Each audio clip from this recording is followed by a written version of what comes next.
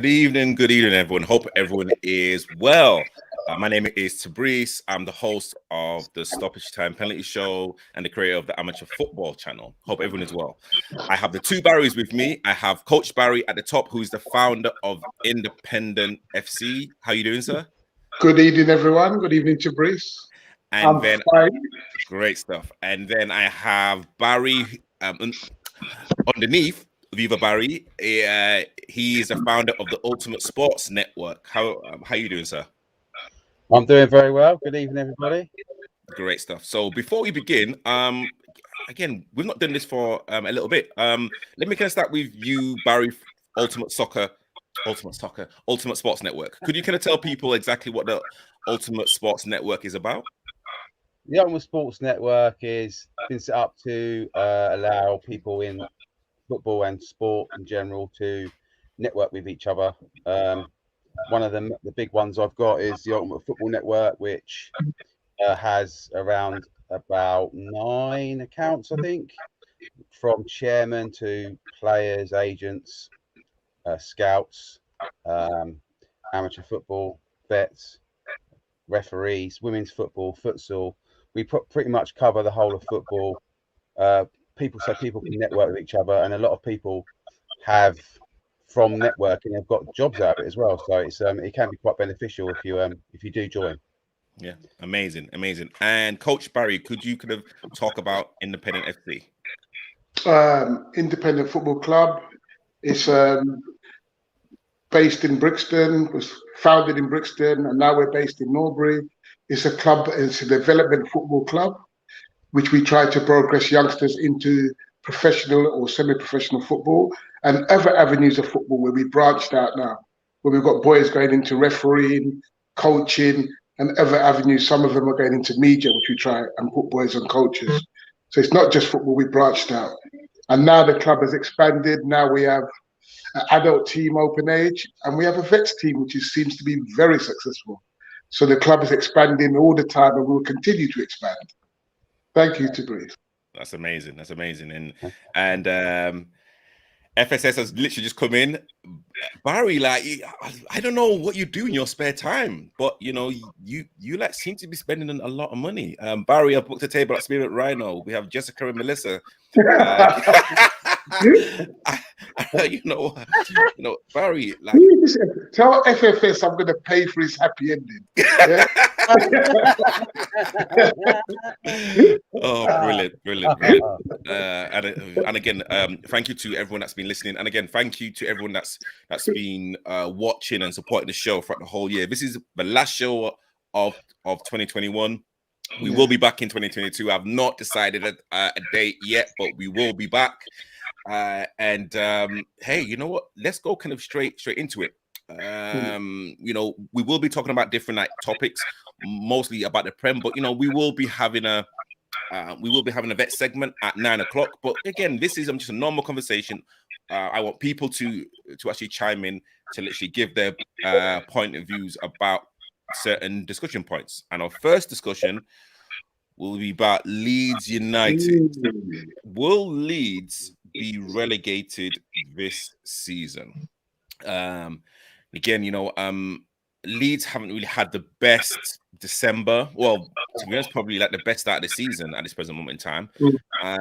They lost against Arsenal, you know, I heard that they had some youngsters on the bench, and their squad does look paper thin. Barry from Independent FC, I would love to kind of get your opinion about Leeds United at this present moment. Do you think they will get relegated? It all depends if they can get through with the quality players they've got missing. They're missing their 2 centre backs, and what's the midfielder's name he plays for England? Is it Phillips? Phillips. He's out. They said he's out on a long-term injury, and the stats show every time he doesn't play, majority of games he hasn't played, they've lost. So they've got real problems if they can't cover them spaces. They're lucky because the January window's coming. They might be able to fill a few gaps there. But like you said, I know they're bringing in a lot of their 23s. They've got some very good 23s, but they've got no experience for the Premiership. No. It's going to be. I don't want to see Leeds go because I really like Leeds. I love their brand of football. I do like their coach. but they are really struggling at the moment. Man City, was it 7 Man City beat them? Yeah, Yeah. 7, yeah. 7, and then Arsenal absolutely wiped the floor with them. A lot determines what the club can do. Can they replace those players, find a few little special ones, some good bargains to fill those gaps? Football's about a squad now, isn't it? Yeah. This level of football, you have to have a very strong squad. It's all right, people saying keep bringing the youngsters, but it showed the other night.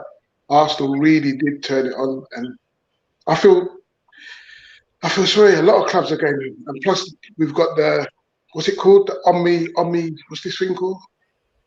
Omicron. The amount of players are going now with Omicron. Oh yes. The variant of COVID. Yeah, what's going around. So it's hitting not just Leeds, it's hitting a lot of people, but Leeds are in danger.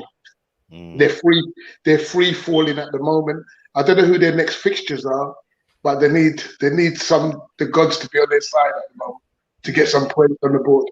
Absolutely. I will literally find out Leeds' next 3 fixtures. Barry from Ultimate Sports Network, I'd love to get your thoughts about Leeds at this present moment in time. I agree with Barry. I think that, all teams now are about strength and depth, aren't they? And you need that.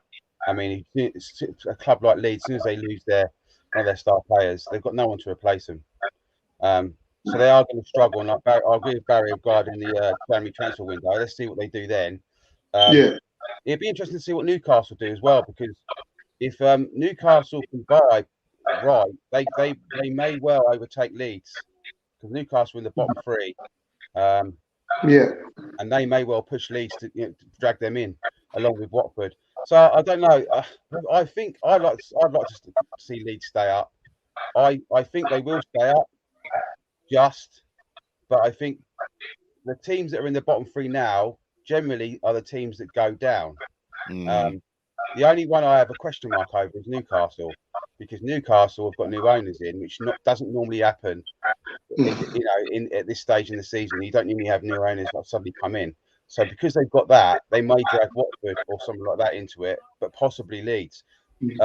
So yeah, I think Leeds will stay up personally, but only just.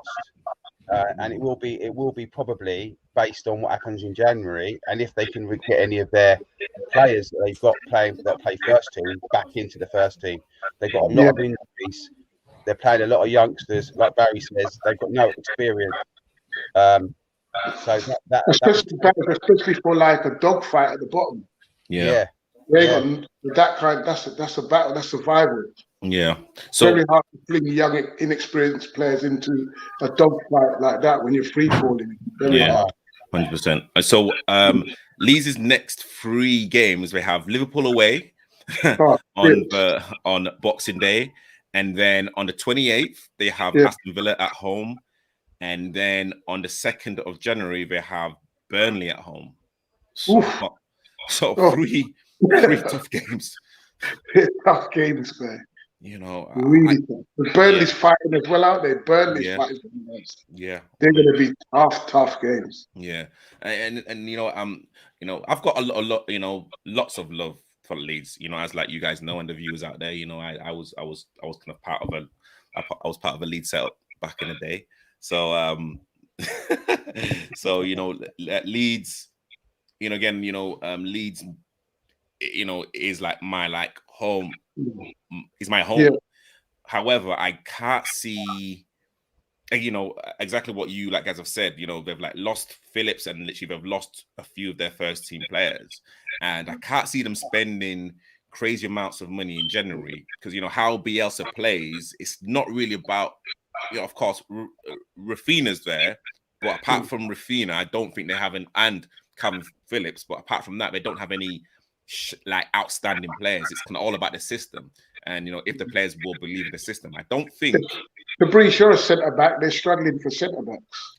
I mean, how much does that hurt a team? How do you think that hurts the team? Gosh, I mean, you know what? I mean, it just. We saw it with Liverpool. I don't. Sorry. Hold up. Yeah. You know what? I mean, it just breeds just lack of confidence. If you're kind of back 4, or back 5, including the keeper, if as a midfielder or as an attacking player, 7 times out of 10, 8 times out of 10, the opposition will at least have a shot on goal. It's just demoralizing, and as a centre back, if you kind of concede a goal, especially the like first goal, psychologically, it's a kind of uphill battle because you're looking around and you're thinking, okay, well, I like maybe up for the fight, but is my centre back partner next to me up for it? Is my left back? Is my right back? Is my DM, up for this? Because we are now in the second season syndrome. Like, people have figured out how we play, and again, that kind of nicely goes on to my second point. And Barry from Ultimate Sports Network. Do you think Bielsa should actually change his way of playing, or like, do you think he should just still go with this gun-ho type of football?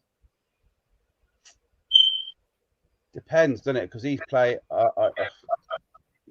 It depends really on the personnel he brings in January, but I don't think Bielsa's the sort of player, a sort of coach that's going to change how he attacks or sets the team up overnight.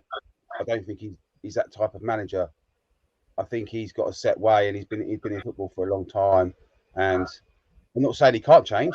I'm just saying that I don't think that in a season he's going to sort of go, I'm going to change it. I don't think he'll do that. He might do it next season or something like that. Even if he's in Championship, he might change it then if they do get relegated. But I think he'll change it then. But I don't think he'll change it just in the middle of the season just to think, I need to change it because it's not working. He's sort of those managers that, let's try that, let's do that. That's how we're going to play. That's how we're going to play, and that's it. And everyone's got to fit into that system. And he'll buy players, I think, based on that as well. I don't think he'll buy players so he has to change the system. I think he'll buy players to fit into his system. And Coach Barry, would love to get your thoughts, and also as well, if your team were losing consistently, and you were close to that relegation zone, would you think about changing your system, or would you believe in? I definitely change. I think he definitely needs to change it. He's trying to outscore teams, and he's not going to outscore teams. Yeah, with what he's got, because he's leaking too many goals. He's trying to win games by outscoring, and he's not. He's lost his spine. The main part of his spine he's lost, and he's still trying to play that open football and outscoring. He's conceded 7, and then he's conceded another 4. He's got to learn that. He's got to change his ways. It's like he hasn't got a plan B at the moment. Yeah, but he has to change the squad. And remember, he's got so many young players. The under 23s are coming in, the 18, 19-year-olds, and you're trying to outscore teams like Man City and Arsenal. Yeah, Arsenal. Come on, that's crazy. So it's not going to happen. You're going to get hammered. You're going to get absolutely destroyed, especially on that transitional football, what those sides are so good at. So he's got to save his play, get 2 back to 4 behind, slow the game down, bore out the game. Wolves are doing it at the moment, scraping points, aren't they? Yeah. You've got to do what Wolves has done. Wolves was getting beaten heavily, remember? Yep. And they've changed their style, the way they play. He's got to change it. I know he's very stubborn and he says this is the way we play, but you do not have the players at the moment available for you to play that style. If he carries on the way he continues playing that open style, they will get relegated. Yeah. And if it's me, definitely to Breeze, I would change it. If my spine is gone, my vital players are gone, I have to change it. Because the players coming in, my best players are out. The players, I'm not disrespecting them, but they can't do what my very best players can do. So I can't play that same open game. I have to change it. Yeah, no, fair enough. And I don't know if you guys know maybe 1 or 2 transfers you think Leeds should be looking at. I would love to get your opinions about that. Yeah, Salah. I think they should get Salah. You know what? To be honest, I don't think Salah could even save them, to be honest. You don't want to change his style. Get Salah and he'll score goals. Oh dear. But I mean, yeah. I mean, I think. Yeah. I mean, I think defensively, he needs a centre back. I don't know who's available. Liverpool ain't going to let any of their centre backs go. I know that for a fact. You know what I mean? There's a rumor that Gomez could be available on loan, but you know, again, He played. Did he play today? Did he play? Yeah, he came on no, today. yes, he like came on. He So started. No, he didn't start. no, Didn't no, start. no, no. Nah. Until the first half, no, he didn't start. Yeah. So possibly Joe Gomez if he kind of wants to make that move, but again, it's Jones. There's Jones available at Man United. Is it Jones, Yeah. Phil Jones, people like that. Yeah, Yeah, possibly. he's a good shout, Jones. Yeah. But yeah, they can definitely need something, and I think see Bielsa and Klopp and even Pep, even though they kind of play this kind of rock and roll football, but like they all play it differently. I think with the Leeds style, I just see them being absolutely burnt out. And I don't think they could do this again next season. I think they will, if they don't get relegated this season, I think they'll be very, very close next. I mean, that's just my kind of take on how like Leeds are performing at this present moment in time. Yeah. They need Koulibaly. He's at Napoli. Is he at Napoli now? Yeah, called him. Yeah. So yeah. Possible. But yeah, and in terms of Bielsa's contract, I believe that he doesn't sign more than a year. So, I think if things don't go to plan, he might walk. They'll not walk, they'll push him out the door. I don't think. I know. He's quite a talisman there, and they love him there at Leeds, don't they? Yeah, they do. Yeah, things change when you're losing, man. And they're not just losing. True. They're getting hammered, Baz. They're getting hammered. They're not just losing. I They're getting hammered. They're getting really, and they've got Liverpool. You said coming up. Yeah, on the 26th. That's scary. At Anfield. At Anfield. Oh my God. And then 2 days later, Aston Villa. You see. So it is going to be tricky. Yeah. People out there, I've literally put the link to the studio in the comment box. So if you want to air your views or literally want to ask any of us a question about the topic that we're talking about, please feel free to jump in. So the next topic, actually, yeah, you know what? Let's go straight to the next topic. Yeah, let's go to, should footballers be more selfish? And it's kind of like an open-ended kind of question. And literally what I kind of mean by this is, do you think like for example, like the kind of Mo Salah situation, he's kind of asking for a longer contract and more money.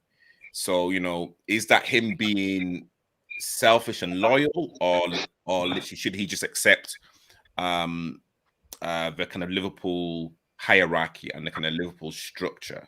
And again, it's the same with Cristiano Ronaldo. Like, he's been very, very selfish in terms of his like career, in terms of like the clubs that he wanted to go to, like the people and the sponsors like around him. But again, there's been like the other side of the game, and literally I don't want to single out anyone that's a pro footballer, because anyone that's made it pro have, they've kind of definitely made some selfish decisions to actually get to pro. But someone like Dele Alli, who has still got a lot of potential, but you could see how he was sidetracked with like a lot of other stuff that was going on. And literally I don't know if football is his go-to anymore. I don't know. Like, that's the impression that I get. Again, I'd love to get everyone's opinion. And Coach Barry, let me start with you. With Salah. Yeah. I think Salah deserves a big contract. He really does. What he's done for Liverpool over the last, he scored 20 goals over how many? The last 3 or 4 seasons, is it? Yeah. Mm-hmm. Yeah. You've won the Champions League. You've won the league. He deserves a contract. But like I said, we was talking about this. Liverpool are contemplating his age. I can't remember his age. What is he, 20? 28. Let me just find out. I think he's 28. And Baz, he's asking for a 5-year contract. Liverpool have said no. To 33.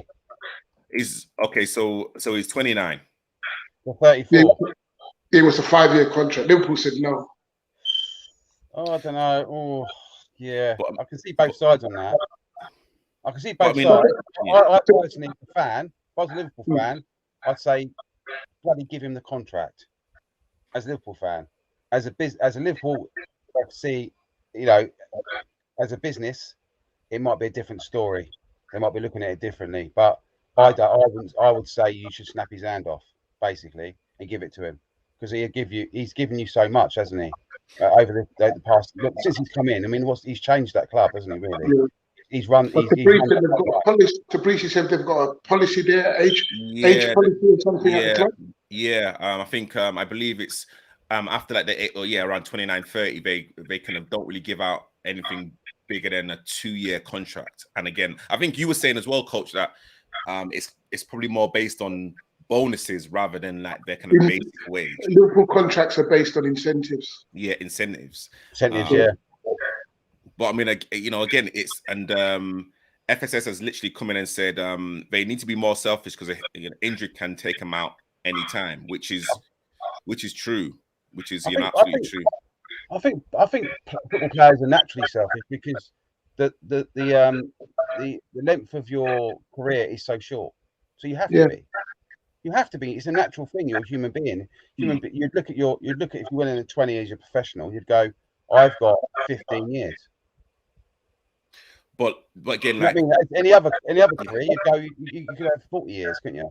I don't think it's selfish though. Any job you take, you want the best. No, it's not. What I'm saying is they're realistic, aren't they? Sorry to cut your Buzz, but I think any job or career you take, you want the best contract you can get. Of course. You're not going to say no. You negotiate the best contract you can get.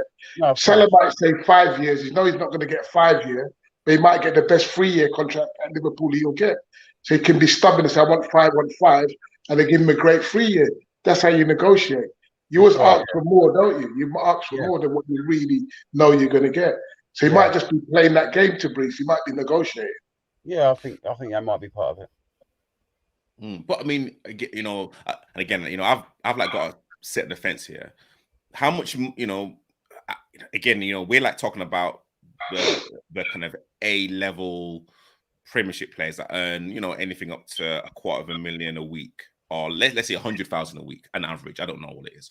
How much money can you earn more to actually be comfortable? So, like with the Salah situation, like money is not even an issue. It's about how much you now love the club and literally do you want to now become a legend.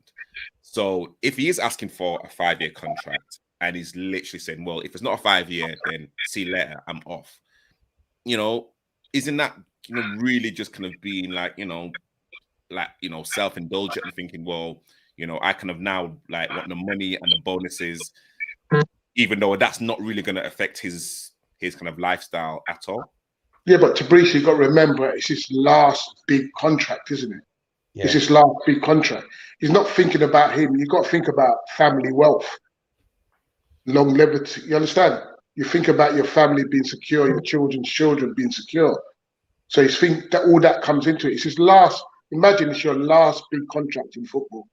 You want as much as you want. That's why some players keep going. They go to America. You build up that wealth as much as you can. So when you do retire, you're comfortable, your children's comfortable, your children's comfortable. That's if you're an elite player. Yeah. So you got to think about when you get to that, that contract's going to go into your 30s, you make sure you get a massive deal if you can. And I think the sad thing with Delhi, people keep forgetting with players like Dele Alli, young players, they become millionaires overnight with one contract. Yeah. You're a millionaire overnight. Oh, it's going to change your life. It's going to change your life. It depends how you deal with money. Yeah? Either you control money or money controls you. Yeah. That's how it is with money. And he played the first half. I saw him, he done well tonight. He did do well, yeah. He played well. I saw him, he done some good bits. But you got to remember, you got to go through that phase. Come on, if we win the lottery tomorrow, are we going to be the same? I would hope I'd be the same, but there's probably certain things I do. Get out of it, you to breathe.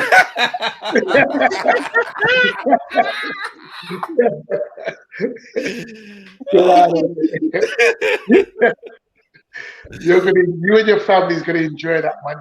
Come on, you're gonna enjoy that money. Yeah. You're gonna enjoy that wealth. You will. So we're not footballers, but come on, they're only human as well. You're not going to be totally professional when you've turned a millionaire overnight. Yeah. He's gone from like a few £1,000 to like getting nearly 100 grand, 100 and odd grand a week. And plus bonuses. That's massive. It's life changer. Yeah, definitely. So I mean, you know what? I think the player that stands out for me, actually, there's probably two players. I think Aubameyang's changed the most. Oh, yeah, I mean, and I mean, again, him and Özil dropped dramatically the moment they got their big contracts. And again, it's, you know, is that down to the money that they're earning? And you know, again, like that was a big contract. So, you know, 3-4 years at, you know, I believe it was 300,000 plus. Yeah. So it's. And I don't know how old is Aubameyang, because Aubameyang got that big contract when he was 30. Yeah. When he was in his 30s, I think it was 30 or 31 when he got that contract. And that's a massive contract at that age he got. It's huge. It's huge, and like we've like seen it with Özil as well. I think the two players that you know I was kind of thinking of, and again I'm not calling no Premiership footballer selfish. You know, it's just a term that we like to talk about. But of course, there's the Frank Lampard journey and there's the Steven Gerrard journey. Steven Gerrard was very loyal to Liverpool when Liverpool were just absolute dog, and he didn't really win well, of course, like he won like the Champions League, but it was the Prem. With Lampard now, of course, he was kind of forced out of like West Ham, but like he can have opportunities to kind of move to other places, but he was very selfish in terms of where like he wanted to go and literally what he wanted to do. And you know, he has won a lot more trophies than Gerrard. So I mean, again, you know, there's a fine line, you know, isn't there, in terms of, you know, staying at one club for like too long and not you know, kind of earning like this trophies like Alan Shearer. Well, Matt Letizia. And yeah, exactly.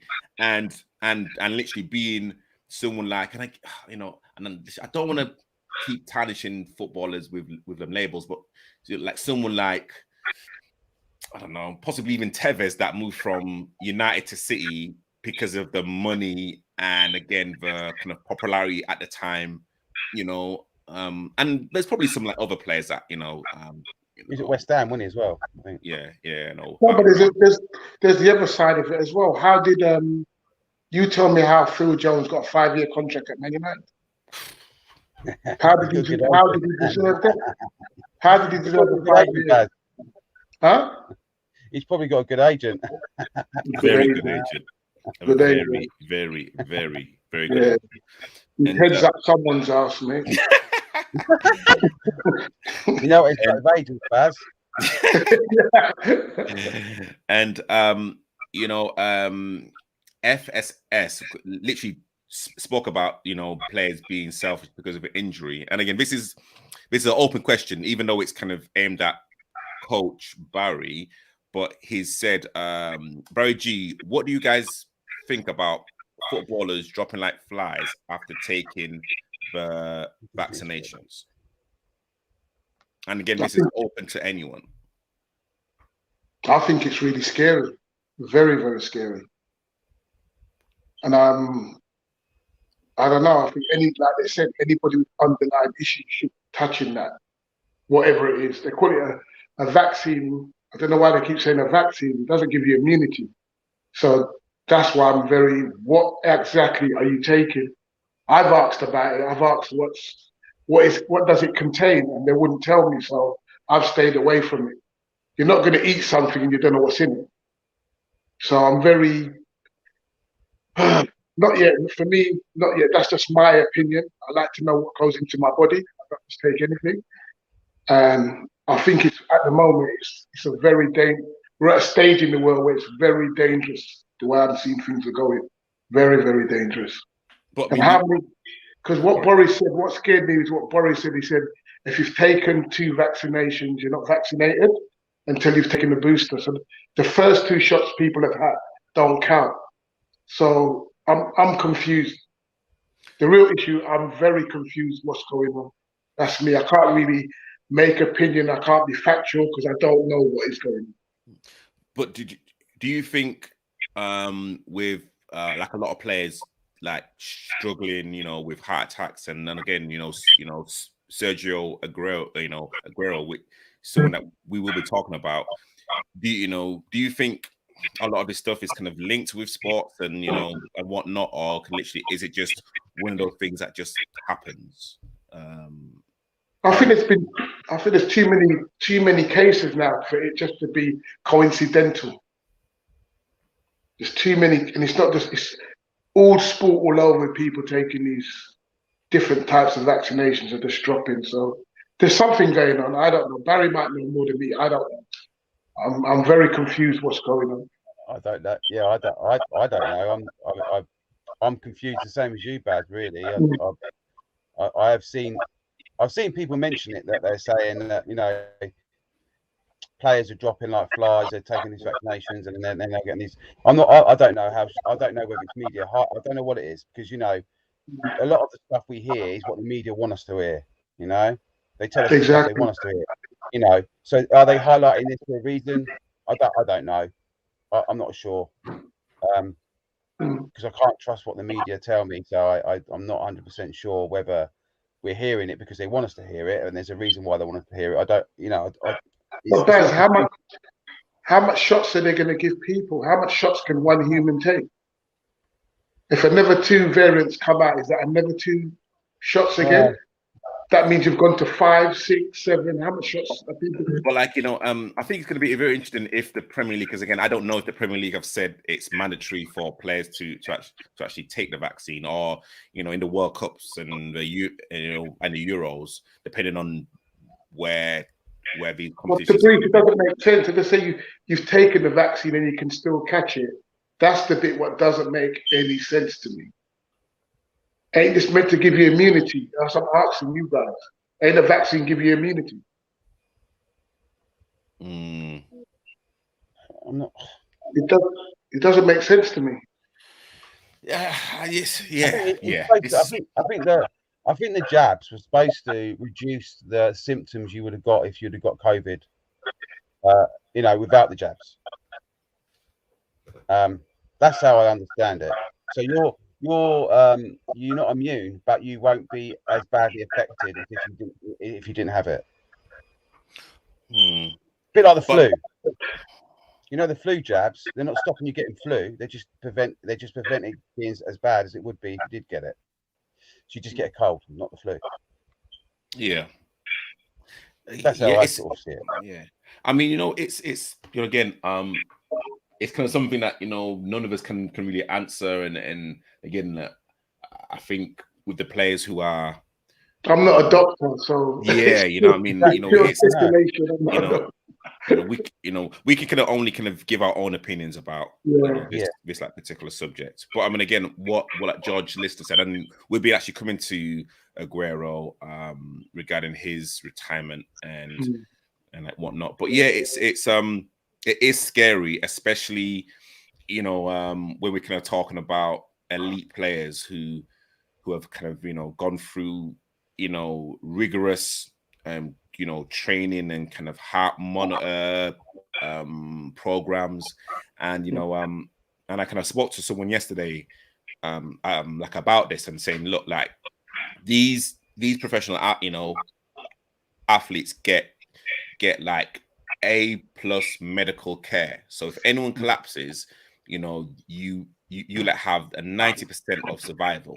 If like we as coaches or as grassroots players collapse, we have a 90% chance of dying, which is which is true. The problem is like where we are at Nuffield now. We've got 2 defibrillators there.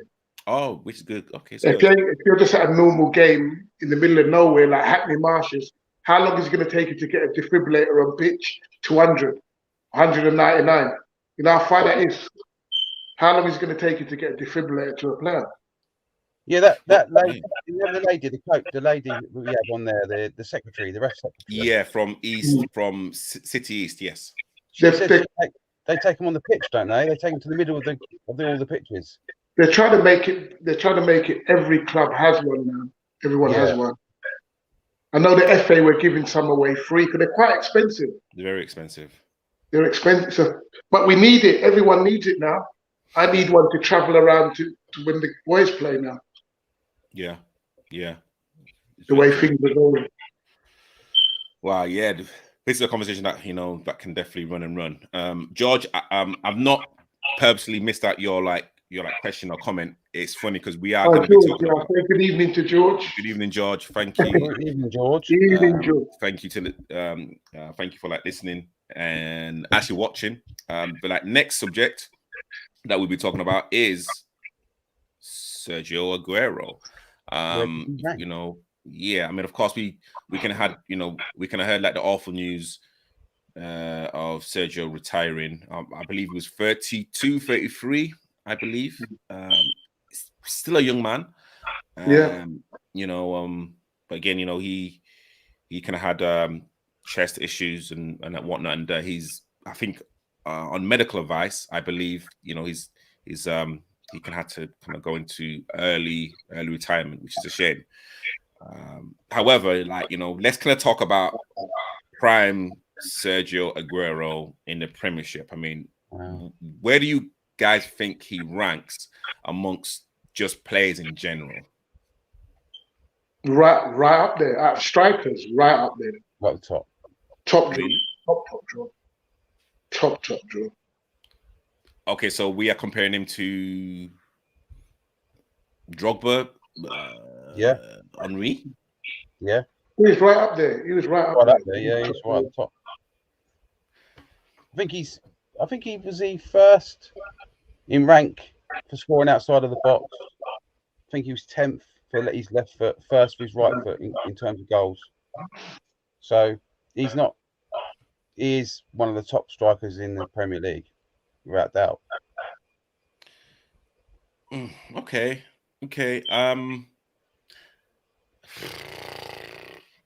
But do you think he could have done what he did if he wasn't playing for City? And literally that's the thing. He was great at Madrid. Remember, he was great at he was good at Madrid. I won't call him great. I think Torres. I believe Atletico Madrid look at Torres as a kind of better striker. As a kind of more of a legend than Aguero. Guys, do you notice something with him? What do you notice with him? What? Any Liverpool player, I know Torres is going to come into this. Anytime it's about Liverpool, it always goes on. No, but it's the truth. No, listen, I'm not saying Aguero was a bad player. Far from it. But I'm just thinking, could he have done what he did at City at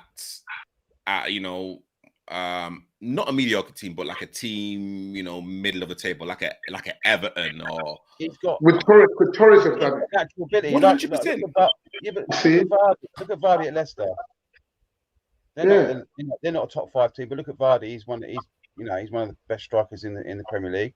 Aguero would have done the same thing, I reckon. There. Listen, I think, I think Owen's kind of summed it more. Yeah, okay. As a United fan, I've never disliked and admired someone as much as Aguero. And okay, yeah, there's a tinge of not hate but animosity because it's a Manchester club, but I just don't think he could have done whatever he had to at another club. I just, I don't think, I think there's only 2 or 3 strikers that I believe that could have done it. Is it Drogba, Henry, and Shearer,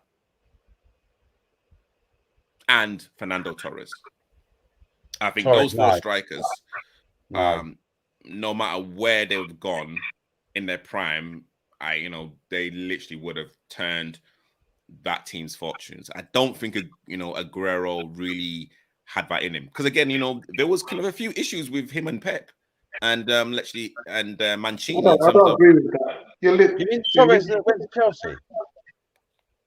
Yeah, but literally that was like Torres not really in his prime though. This guy just Liverpool through and through, man. No way. What about Dwight York and Cole? No, okay. See, like this is a thing. York and Cole. You've got Van Nistelrooy. Look how much goals Van Nistelrooy. Okay, well, you see, this is like the issue, and again, this is I the can issue go where but again, this is a great discussion because again, if we're like talking about players, that's kind of that's a look at Ian Wright. Look at Ian Wright when he was on top form. Yeah. Ian Wright, okay, you talk about Premiership strikers who just scored all the time. Okay, so literally how I see it, and again, Coach Barry, I'm glad that you said it. You said Dwight York and Andy Cole. They come as a couple. Like you wouldn't say Dwight York. No, Andy Cole was the top scorer, remember? Yeah, Newcastle. He was the top scorer in the country. What are you talking about? Let me finish. Like you don't let me finish. At Newcastle. You're too biased to breathe. No. You're too biased, man. I'm just saying Dwight York and Andy Cole when United were at their pomp, United needed both of them. And I'm not I am not throwing shade over any professional footballer because again, sacrifices and whatnot. But I'm just saying when United were in their pomp, they needed Cole and York. When City were in their pomp, and they're kind of still in the pomp now. It was again all about Aguero. When like Chelsea were in their pomp, Drogba. When Liverpool were like doing a few things, it was all about Fernando Torres. So Suarez had a good job for you as well. And Suarez, yeah. Suarez, even though again that's a very sore subject for me. I like Fowler. I like Owen at Liverpool. They were excellent.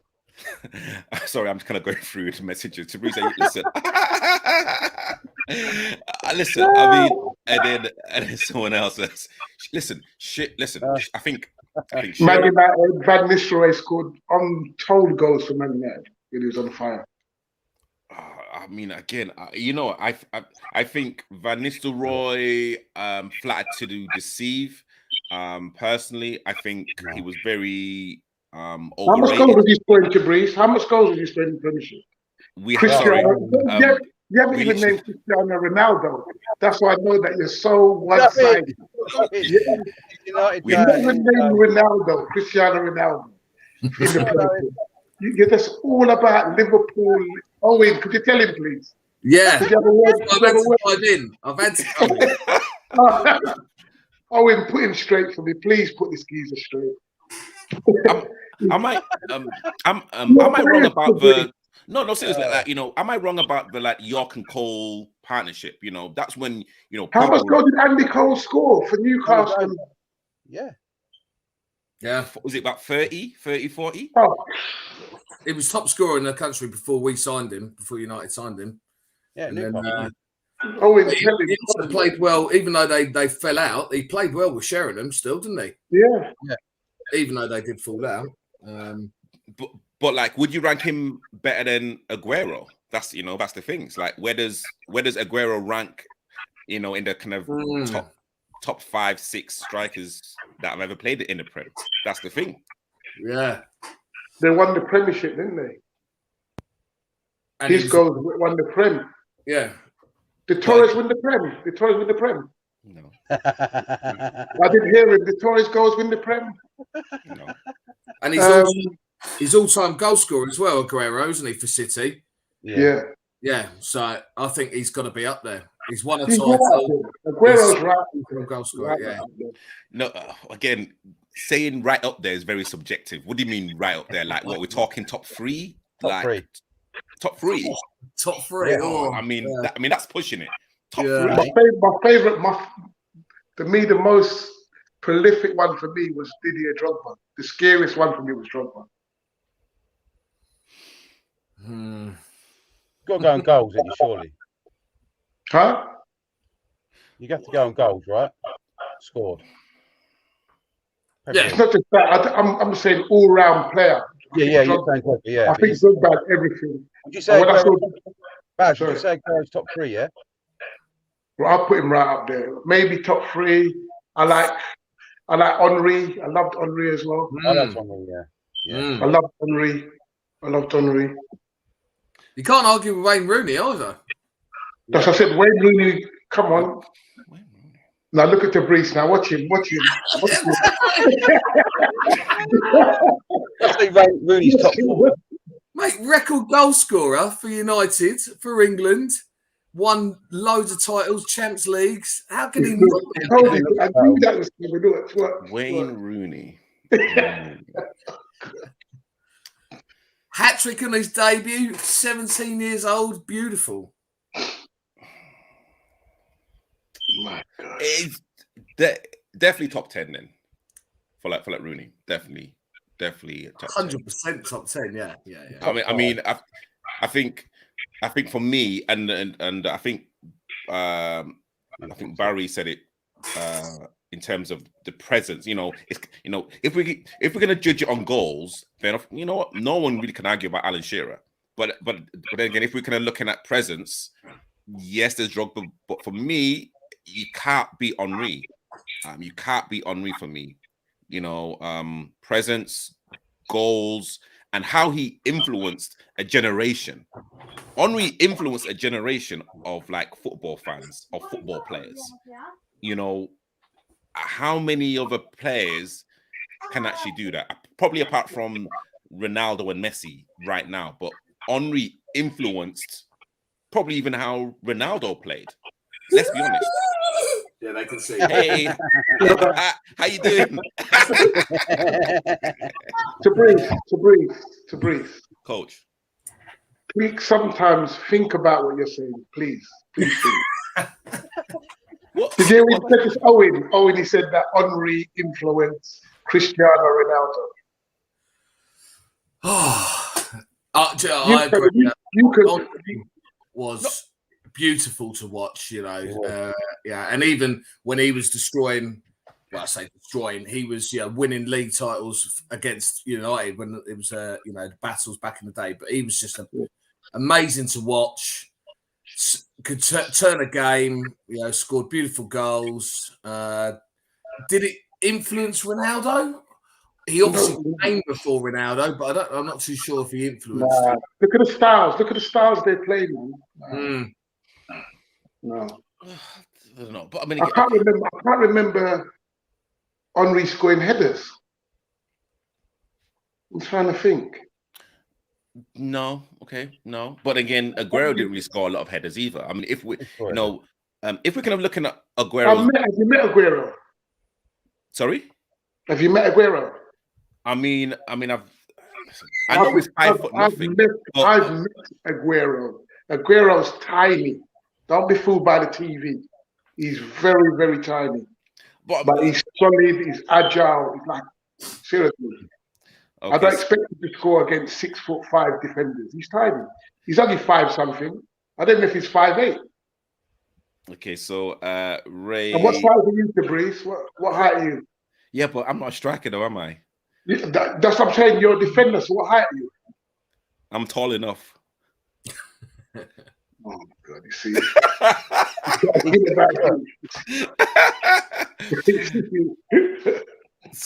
So literally Ray's come in and said Andy Cole has scored 187 goals in all open play. Who else has done that? Wow. How many chances has he had? About 1,000 though. Listen, I mean, come on, Fabrice, man. No, you know what? Andy Cole on his day, and again, I would say Andy Cole and Aguero are very similar. And again, please correct me if I'm wrong. They weren't really consistent scorers, but they'll score 4-5 in a game. I think Andy Cole scored about 7 against Ipswich one time. He was consistent for United. Andy Cole was consistent for United. He wasn't. He did like, come on, man. No, okay. So literally, all right. So with Aguero, correct me if I'm wrong. He wouldn't just score a goal a game or something. Like he'd probably go maybe 2 or 3 games without a goal. But then when he scored goals, like he scored 4 or 5. I remember that he scored about 4 against Leicester, something stupid. But like someone like Drogba, like I can't remember Drogba scoring more than a hat trick in a game. You know, like he was just consistently there, like a goal a game. You know, it was just I'm not judging them just by that, to Brees. I'm judging them by every level, even the European. Drogba was scoring, dominating European teams as well. I can't remember Shearer playing for Newcastle, dominating the big European clubs. I can't remember those games. You must remind me of the games he done that in. We're not talking about Shearer. We're talking about Aguero. You just said Shearer is one of the best. I'm saying remind me of European games. The great night he scored all these goals in Europe. Well, I mean, but again, some of the world's best. No, but like if we're judging it on like goals, then correct me if I'm wrong, guys. Owen and Barry, please, like if we're kind of talking about goals, we're like talking about Shearer. 100%. Help him.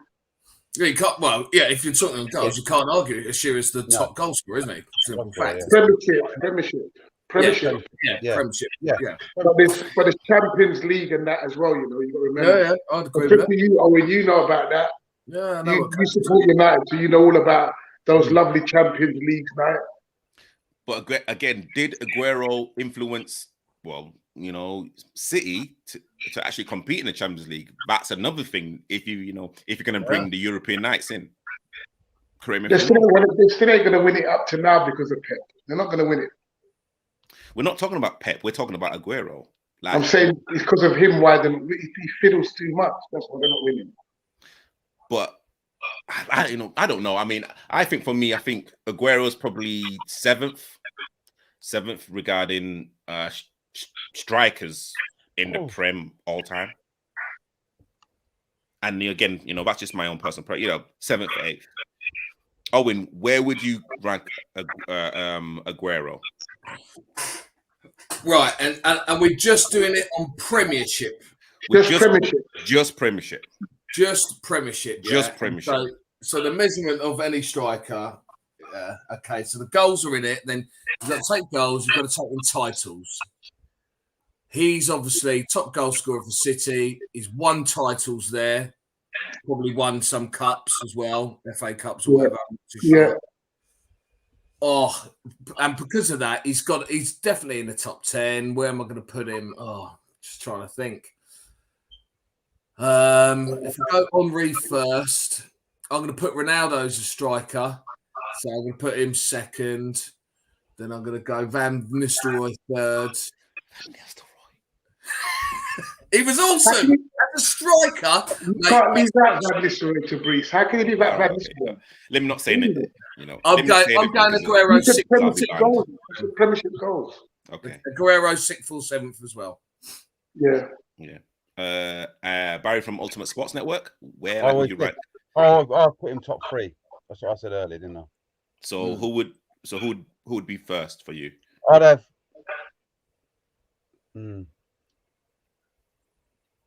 Yeah. Either Henry, possibly number 1. I think has Rooney won more titles than Van Nistelrooy? I believe so. He must have done, innit? He must have done. Yeah. What is it? Premiership trophy? Yeah. Yeah. Well, trophies in their career. Yeah. In the Premier League. There was an overlap, wasn't there? They did play together. They were the same squad for sure. It's a good question, actually. Don't know. It's a good question. Okay. Depending on that, they're quite close to me. Yeah, true.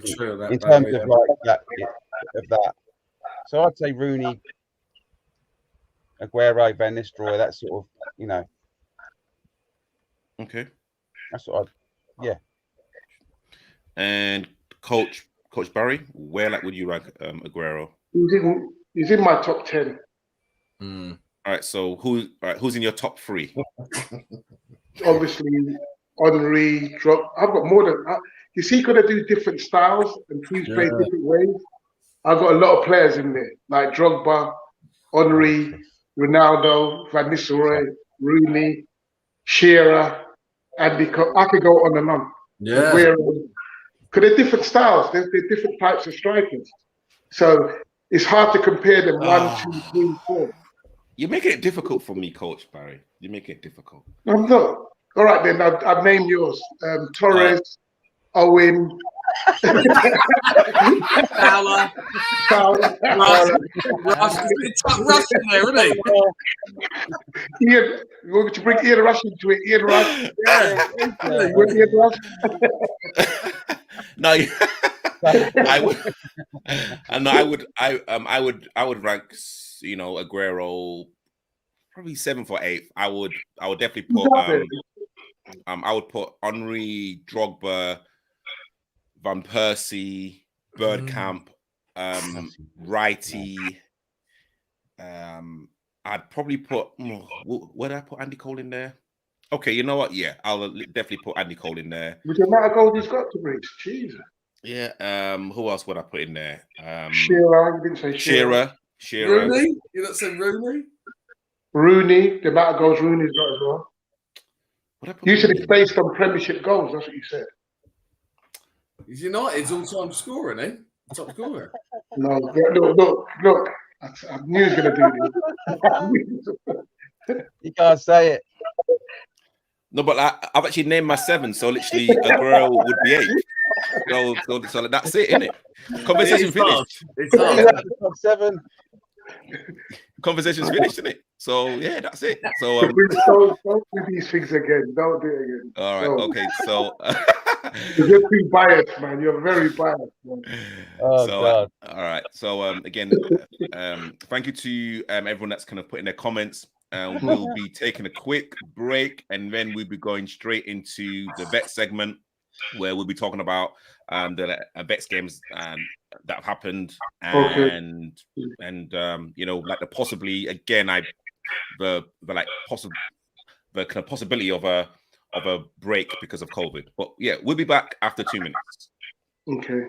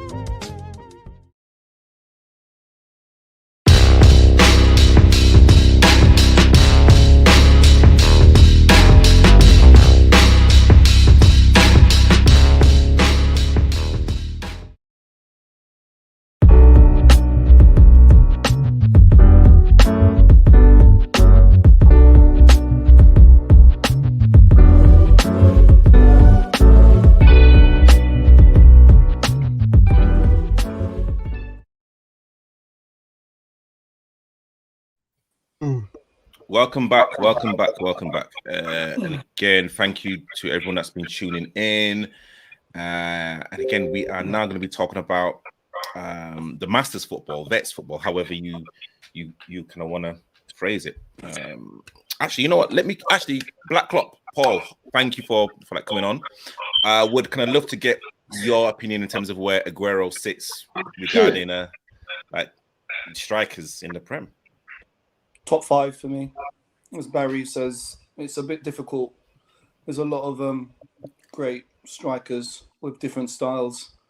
So, yeah, it's a bit difficult just to reel them off. But he's definitely in the top 5. Okay. Definitely. Okay. And would you put Fernando Torres in your top 5? Definitely. Thank you. There you go. There you go. See, everyone now goes quiet now, innit? But like, you know, if I said that, oh, yeah, this and but like, you know, because Black Klopp says it, oh, everyone goes quiet. I think Barry's frozen. I think. Yeah, true. Yeah. He's actually in shock. Like he's so shocked that his kind of computer said, "Oh my gosh." Oh dear, great stuff. Hold it, I'm back. No, I was checking my bet. Right, what's going on now? What happened? No, it's all right, Barry. It's all right, coach. It's all right, coach. Did you take Torres top 5? For my top 5, yeah. He's not in my top 5. Oh, okay. Football's about Everyone's got an opinion. opinion on it, Klopp. Everyone's got an opinion. Yeah, exactly. Yeah. Cool. Who do you support, Klopp? Who do you support? that has nothing to do with what I did today. What I chose today. Barry. Great stuff. Thank you again for everyone that's been watching and listening. So this is the Masters segment, and where we'll talk about vets football and possibly even grassroots football in general. Owen, let me kind of start with you. Did Herne Bay play yesterday? No. Well, sorry. Our super vets team did. We've got an over 45s. They did. They put 1-10-2. But no, we've not played since we won our Kent Cup quarter final against the team from your leagues. I think in Division 4, Fleetwood. I think. We beat them 6-1, and that was a couple of weeks ago. So we're not played any games. Our first game back is going to be the next round of the London Cup on the 8th. Okay. And you're playing Catford Wanderers 2008. Yeah, and then if we win that, the next game is the following weekend. And we've seen that we potentially would get, if we were to win, the winners of Sporting Kits and SP Athletic. Good teams. Good teams. Yeah, Sporting Kits name came up last week on this show, didn't it? Yeah. And SP are good. We played them in a friendly. Yeah, good bunch of guys. Yeah. We'd expect if we get to those stages, you'd expect to be playing good teams. Yeah, I know some of them. Rory and them guys. They're good players, SP Continental. So they'll give you, if they get through, they'll give you a good game. And of course, when you would love a home draw. Yeah. Well, we've got a home draw and a morning kickoff. And a morning, Although that said, we've got a home draw on the 8th, and it was something you did say in your show the other day, Breeze. We actually have to play all of our games within the M25. So that's why I'm air quoting home. You know, we're not actually ever going to be playing on our home surface. We've got to play them all in the M25 because of the London Cup, yeah. But if we get drawn at home, it's our responsibility to find a pitch somewhere. So we're playing Catford in an evening kickoff, Paul. In Dover. No, in Dartford. We're playing on a 4G in Dartford somewhere. Yeah, I mean, yeah. I just want to say on record right now, if Herne Bay get to play all of their games up to the final on 4G, they will literally make the final 100%. Like I will just say that right now. If you play in Herne Bay on 4G, be prepared for an absolute battle. And again, Herne Bay are probably my dark horses. At home on 4G, they are very hard to beat. And Owen's keeping him. Yeah, okay. So Owen's not saying a single word.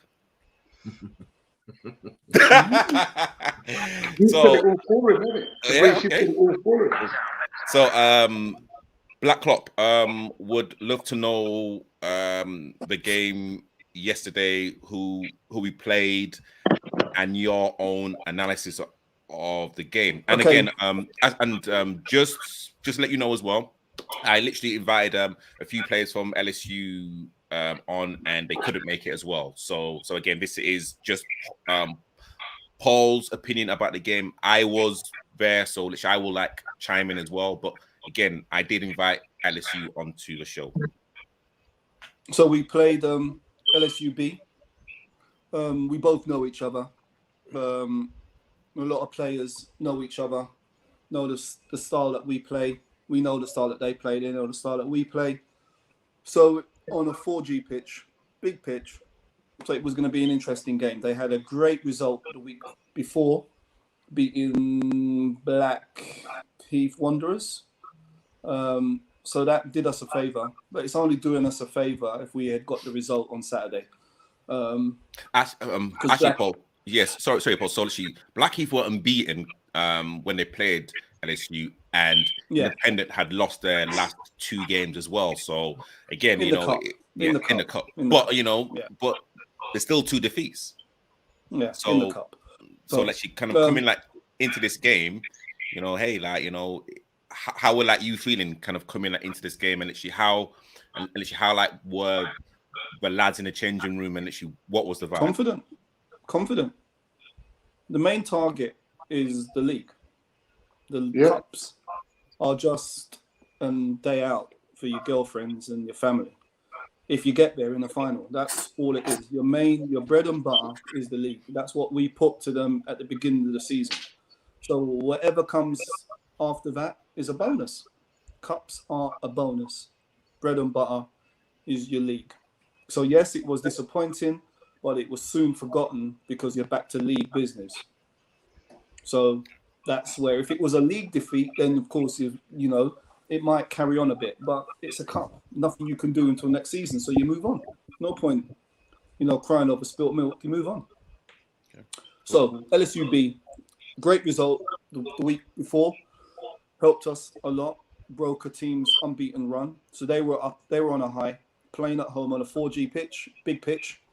A bit of banter before the game, and happens to be LSUA were playing same ground, so it was like a big reunion, family, everyone chatting before the game. It was good. It was nice before Christmas, meeting up Lloydie and Ben and the guys from the A team, and then Luke and Wayne from the B team who we were playing. So it was a good, friendly banter before the game. So it was nice. Yeah, and so the game started.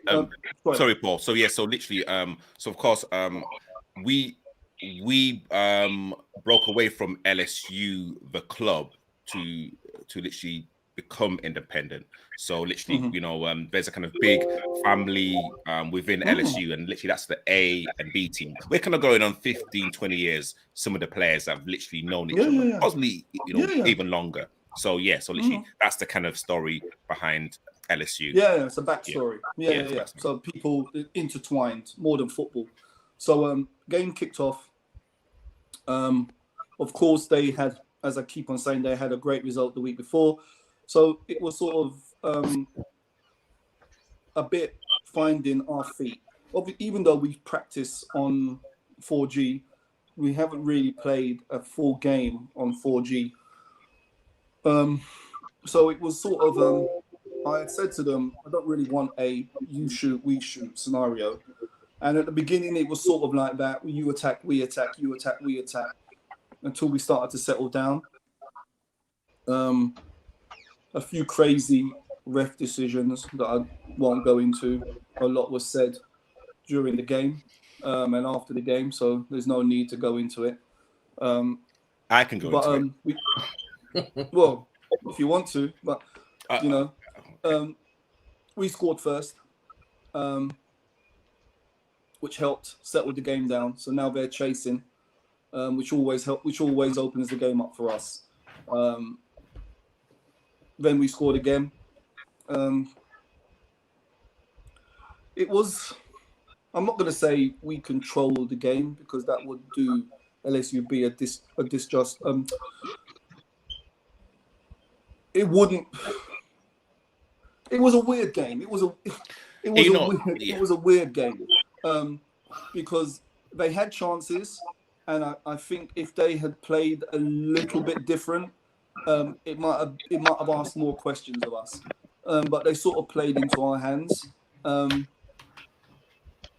So the second half, we sort of had more control of the game. Had a pen, had the first half pen that we missed, which is unlike the black Brad Pitt. So that was a shock. And he actually does look, and yeah, he is like the black. Wears Brad a very Pitt, tight white shirt and everything. So yeah, he looks like Brad Pitt, but the coloured version. Got a pen, scored it. So now, you've sort of got a little bit of a cushion. Started to play football.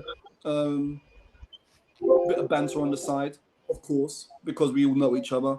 It was nice to see Santos and Seagas. They came to watch. So that was nice. Obviously, Seagas wanting LSU to beat us because then it opens up the league again, obviously. So yeah, we ran out 4-0 winners. Nathan, Ty, Jamex, and Black Brad Pitt. So yeah, it was a good day at the office. It was good to see everybody from LSU. Had a good drink afterwards, had a good chat, played some music in the changing room as we do. And yeah, it was a good Saturday. A good Saturday. Paul, can I ask Paul a question? Yeah. Paul, did your centre back play? Who's with us now? He came on, but not at centre back. He came on in midfield. Okay. Yeah, he played all right. Yeah. Well, good to know. It's a long road. It's a long road to get back into this team. That's because it's playing so well. It's a long road, but it's a road that is there to be to be walked on if you want to get back in there. So it's there for him. The challenge is there for him. He wants to get in there.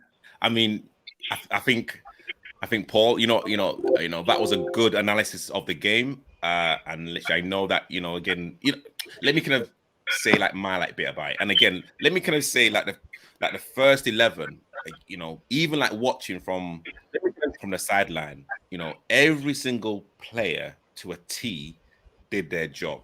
I mean, it was kind of one of those complete performances. I think Paul doesn't want to talk about some of the referee decisions. Let me talk about it because, hey, it is what it is. The referee was absolutely awful in the first. For the first 20 minutes, shocking, absolutely shocking. And I will always support a referee. I will always give an official the benefit of a doubt. Guys, on this panel. So one of our players gets fouled. Okay, so because it's a 4G pitch, yes, you've got to get your bearings right. You've got to know exactly where the lines are. So one of our players gets fouled in the box. It's a penalty. So the referee says it's a foul, and then he takes the ball and puts it where the foul was. And everyone's like, ref, it's a penalty. So he looks around. He walks to the side of the pitch, and then I don't know what he's doing on the side of the pitch because literally I'm kind of literally doing the flag, and he gives a free kick inside the penalty box, saying that he didn't realize that it was in the penalty area. Seriously, God's honest truth. God's honest truth. God's honest. Paul, am I lying? No, you're not. I am. Wow. I wish I actually taped the whole thing. Yeah, you should have. A free kick in their penalty. A free kick. When they say it was pandemonium, it was honestly this is probably in the first 10-15 minutes, Paul, maybe. Yeah. Absolute joke. I still can't believe that we kind of took that, swallowed it. And actually took the free kick inside the box. It was crazy. It was absolutely crazy. And he was kind of and again, I don't like criticizing officials because I know how hard it is. He was consistently bad for both teams. Consistently, it literally got to a point where we had to take almost like a basketball timeout on the pitch. in terms of both teams had to say, okay, you know what? Let's all now regroup. Even though we were regrouping separately, it was kind of like, let's just say that the referee's going to just make his own decision. We just have to, we just can't say anything. Like, it is what it is. And we just have to get on and like playing the game. And for me, that's probably when LSU probably had the most chances, because we were berating the referee. Some shocking decisions, and we were not focusing on the second or third phase of play where they had, I'd say one-on-one chances that they missed, and this is in the first half. Yes, we scored a goal and then we missed the penalty to make it 2-0. I was absolutely, I mean, hey, people or players miss. Who missed the pen? It was Nathaniel. That's his kind of first penalty that he's missed. Like, normally, like, he took some away. So who took the next penalty? Nathaniel took it. But actually, you know what? God's on his truth. And literally, I'm not even saying this just to blow Black Klopp up. At halftime, I swear down to you, I think I've got it on film. Paul said we will get another penalty. Paul said, watch, we will get another penalty, because you know what? The referee is very indecisive, and literally they are going to make a rash challenge, and they're not going to know where the lines are, and we'll get another penalty. Within 5-10 minutes, guess what happens? That's why I'm called Black Klopp. Called Black Klopp, man. So, Klopp, have we only got one penalty taker?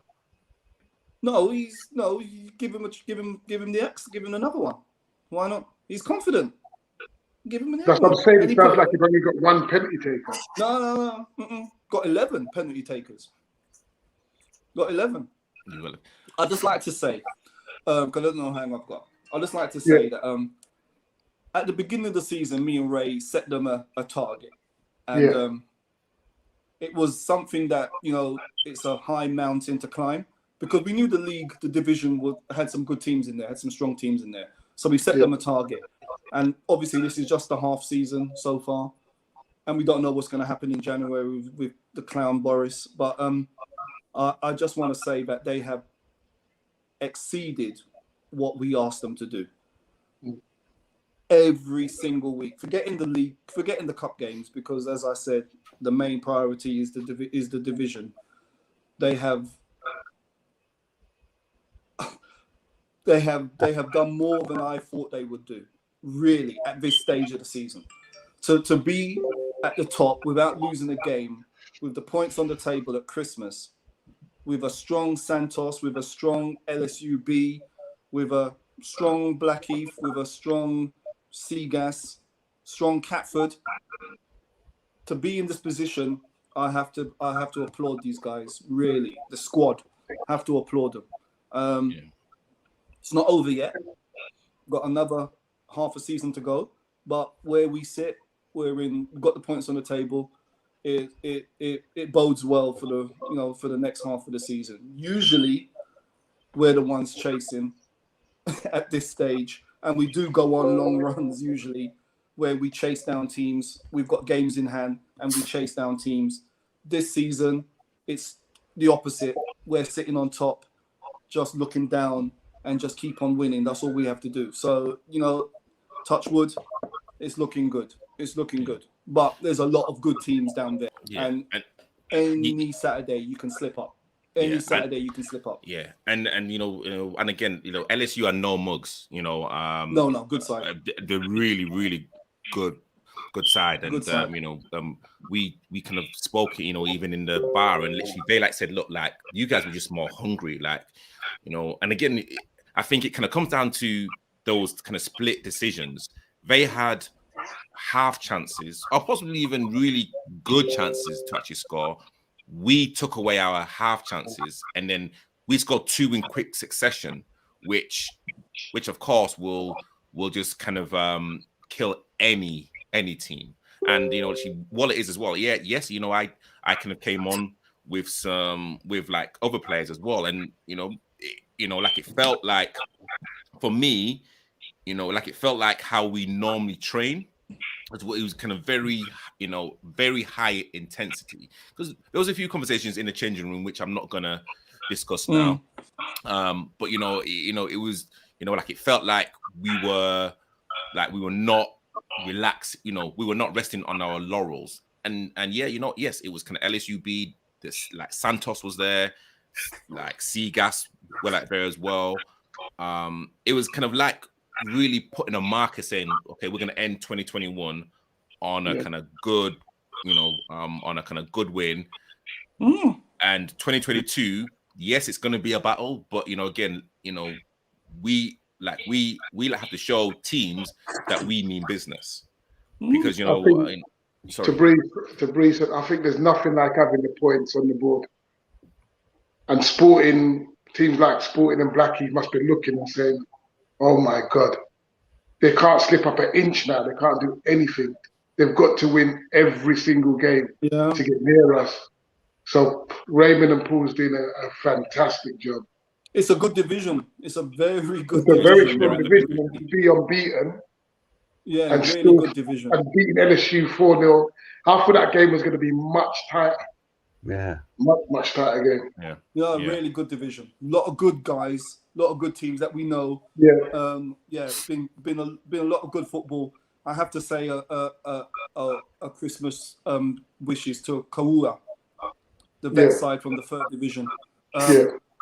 Them guys, man, I don't know. I just can't get them out of my mind. They're played them in the cup. I know the backstory to the name after their friend that passed away. But those group of guys, that team, I can only talk about the team. I can't talk about the club because I've never played any of the club. I've only played the vets.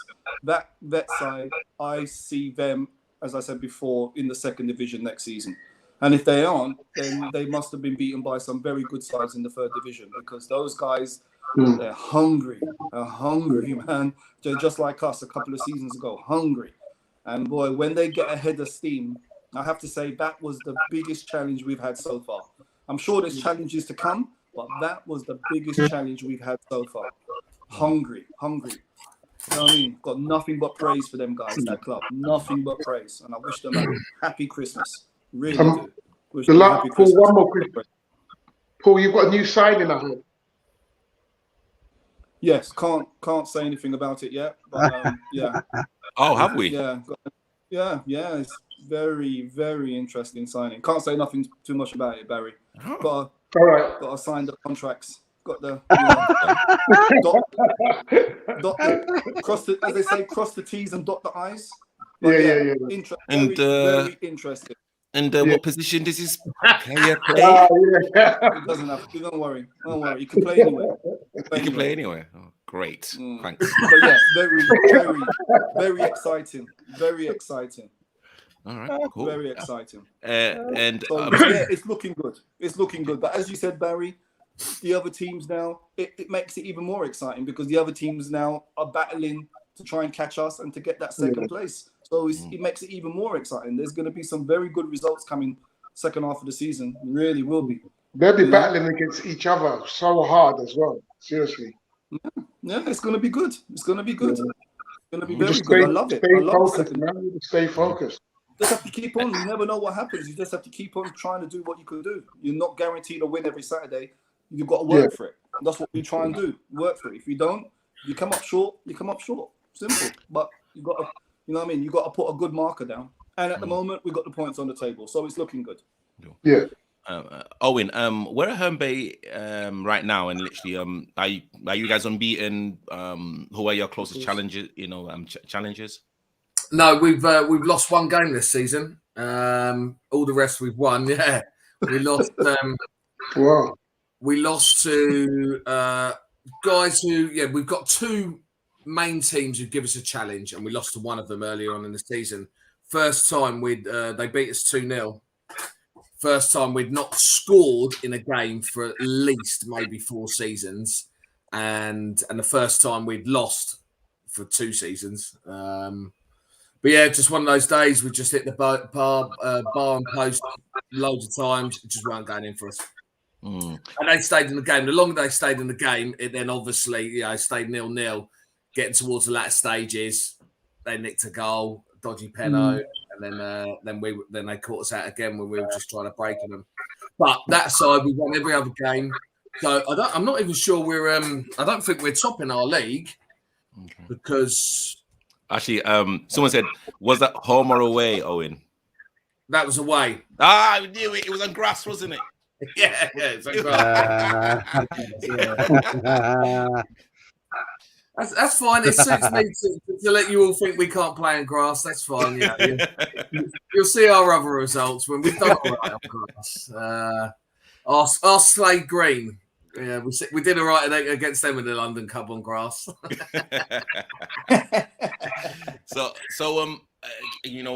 again, literally, I don't want to put shade on like your league, but like you've kind of openly said, it's not as strong as the league that we're in. What would be more important to you, winning the London Vets Cup or winning your league?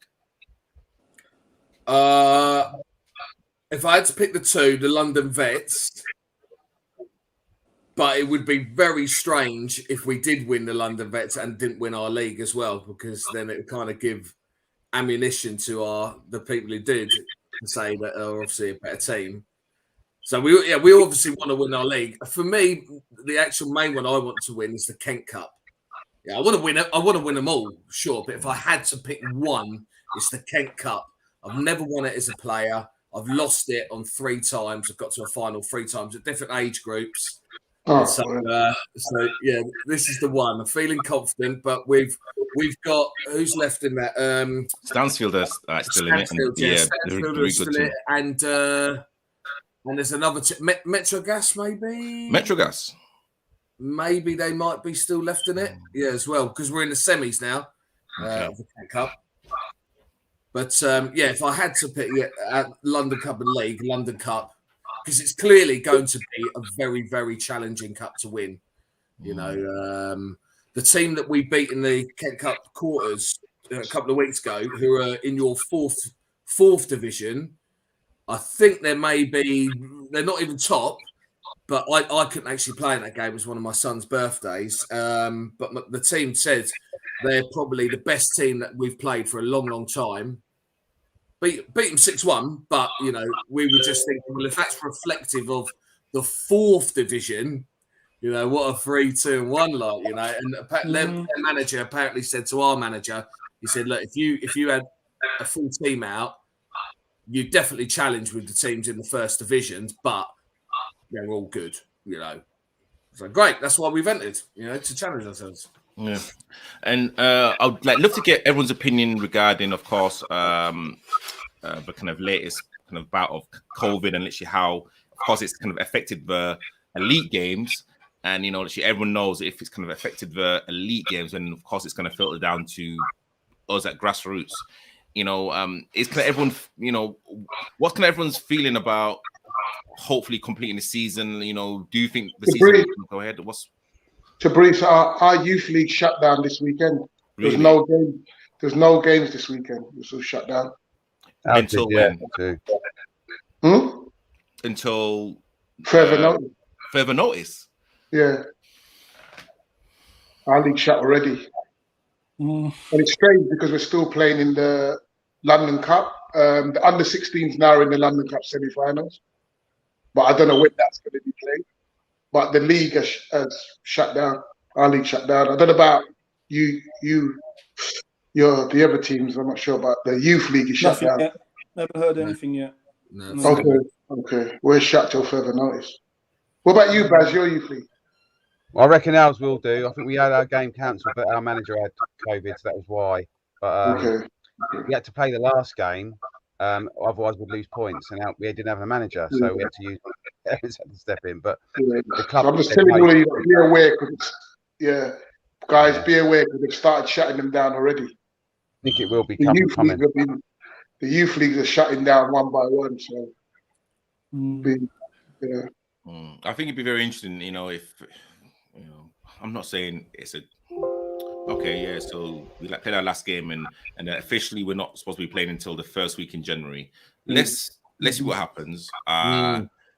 It'd be very interesting to see if if like our league does shut down until further notice, and then I don't know what the point of no return is regarding games, and can like people play double headers or games in in the week? Probably not, because we all work, or we've all got different commitments. It'd be very interesting to see how the league actually calculate who goes up, who goes down, and what the situation is, because we've kind of been in this situation before, so it's nothing new.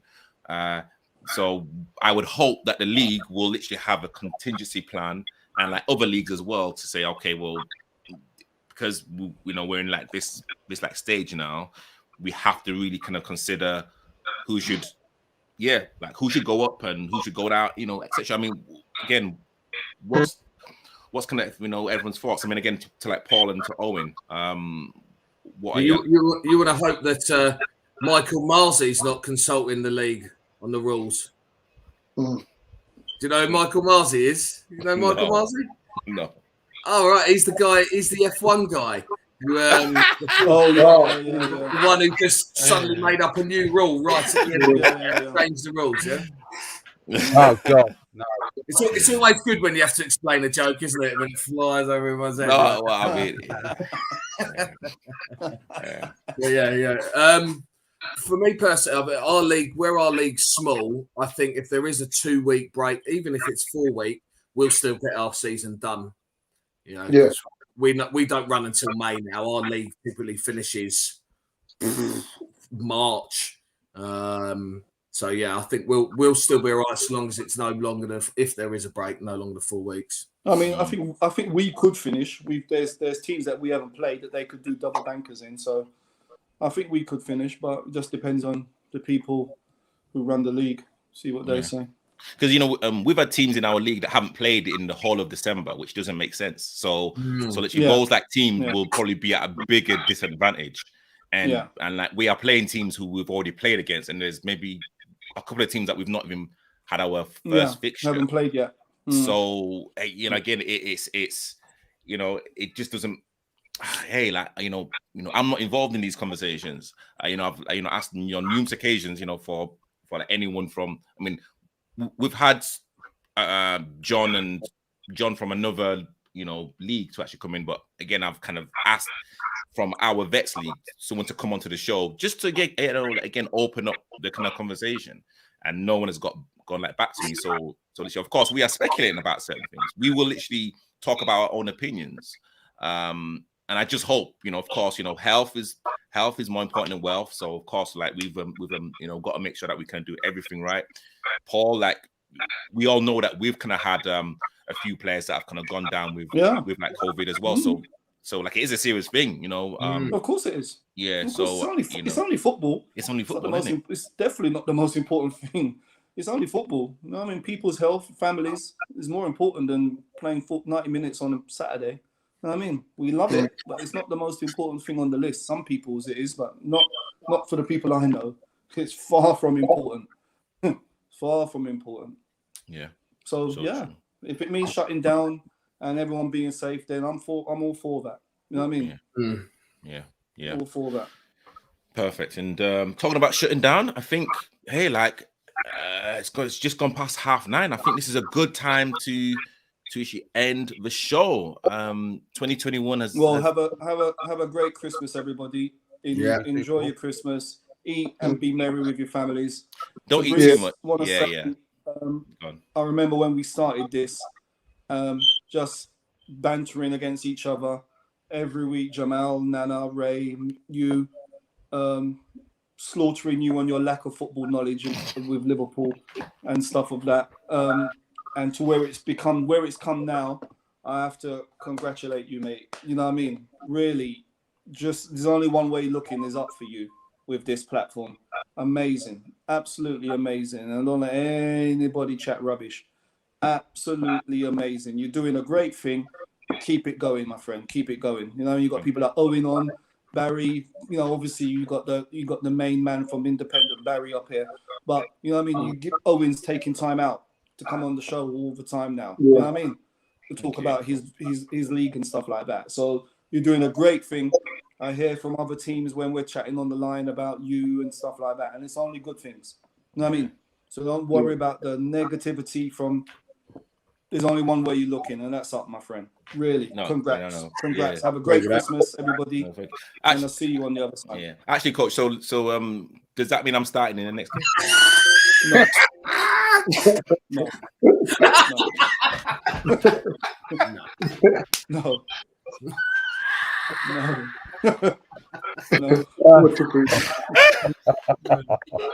No.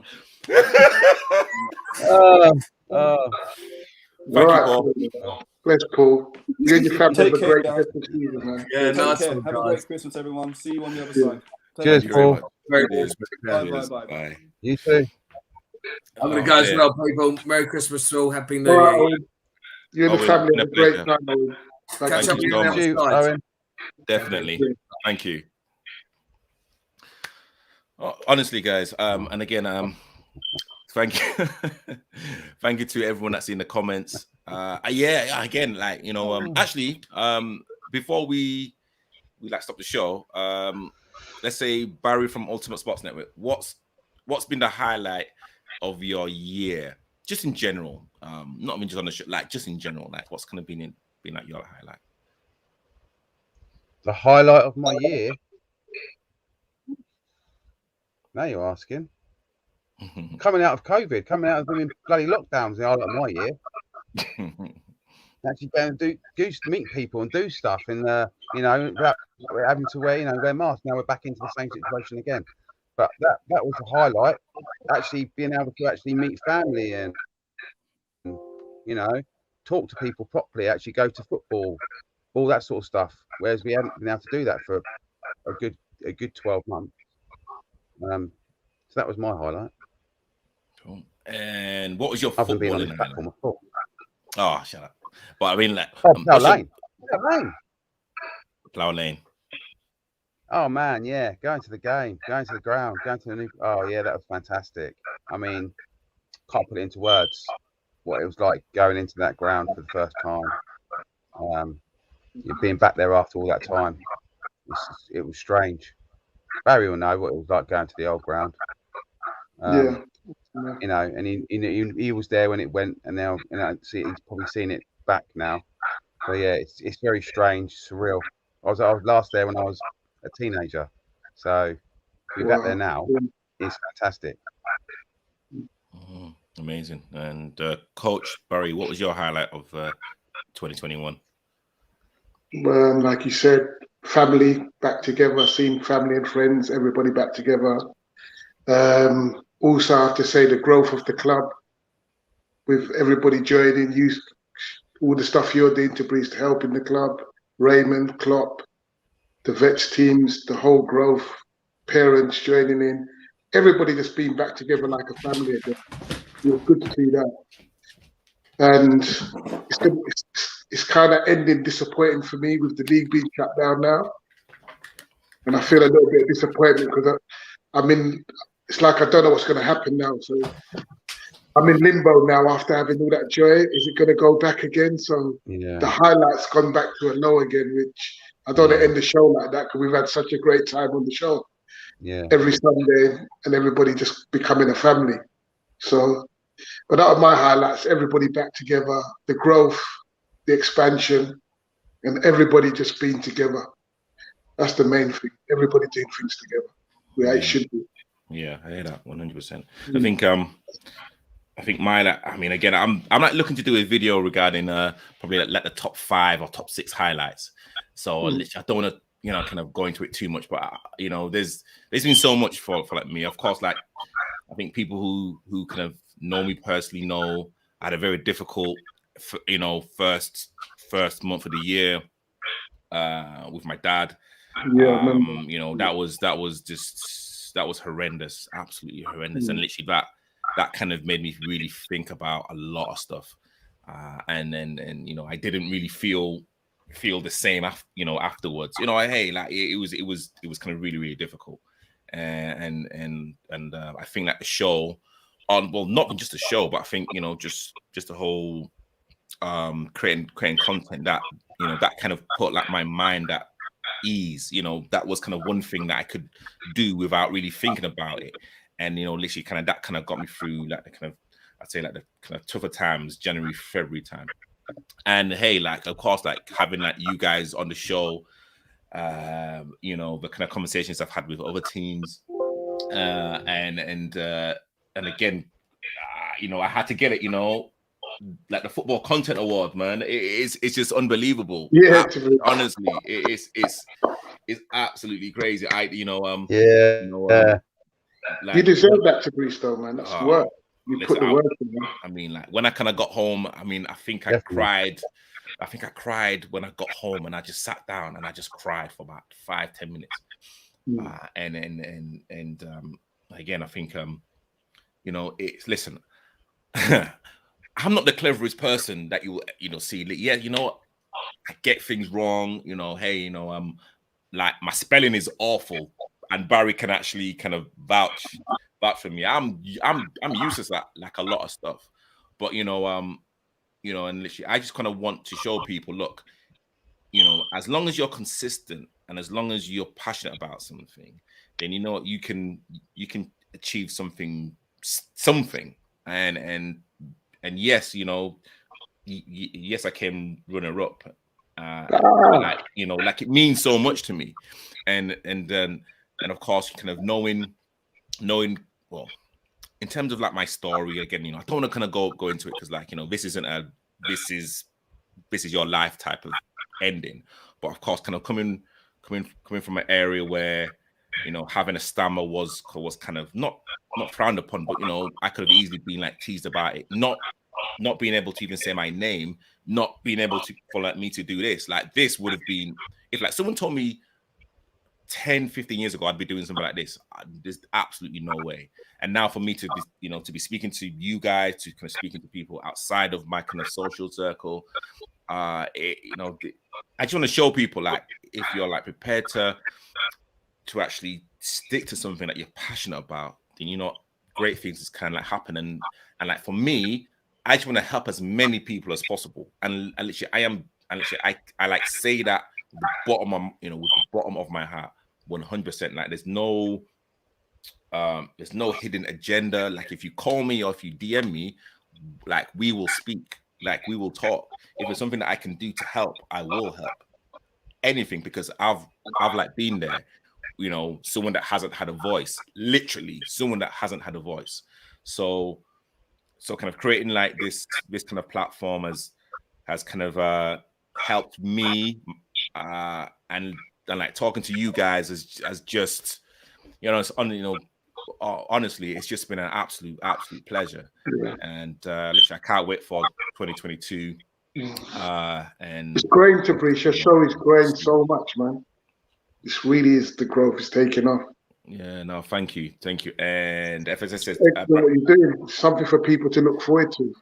Yeah, honestly, yeah. And you know, and again, without you guys, I keep saying, without you guys, there's no show. And you know, literally, I genuinely mean that. Generally, there's literally no show without you guys. So, honestly, guys, thank you so much for your time and patience and sticking with us for an hour and 50 minutes, possibly sometimes even longer. We've done 2.5 shows, haven't we? I mean, yeah. And actually, Barry from Ultimate Sports Network, what do you do every single Monday at 9 o'clock? Every Monday we have a chat live on Telegram called Monday Night Mayhem. It's supposed to start it does start at 9. It's supposed to finish at 10, but it normally finishes about 1 o'clock in the morning. But you know, there you go. Because we have guys on there from South America and from the States who chat quite a lot that Barry obviously knows, and you Tabrice, you both know them.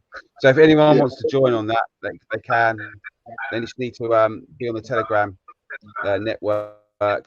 Just contact myself at UltiSportNet or obviously Reese at the Amateur Footballer, and we can get you join in. And don't forget our podcast as well, Reese. Yes. So like the podcast comes out every Saturday at 8 o'clock, and when the Monday Night Mayhem is literally just an audio group chat, and like we talk about all different topics regarding football, and Coach Barry's in there giving people, advice. And again, honestly, it's just a great conversation. You can kind of come in and out, like you don't have to be in it for the whole duration of the 3-4 hours. You can kind of come in and out. You can just listen. But honestly, I can really want people just to kind of get into the conversation, because trust me, it's fun, isn't it? It's fun. It's and so it's much very fun, educational as well. Very educational. Yeah. You've got people from all around the world involved in football at all different levels. So to me, it's perfect if someone wants to get some knowledge of football from all around the world and their experiences. It's a great platform. Yeah. Thank you so much. So guys, this is it. Thank you guys so much for kind of being like with me this Sunday. We will be back in 2022. I don't know right now. It's gonna be sometime in like January, but again, we're gonna have some kind of great guests, great conversations, very honest and open conversations. And again, this is like a show for like you guys. So for myself and from the two like Barrys, have a great festive period, have an amazing new year, and we'll see you guys back in 2020. 2022. 2022. God bless you. God bless you. God bless. Right.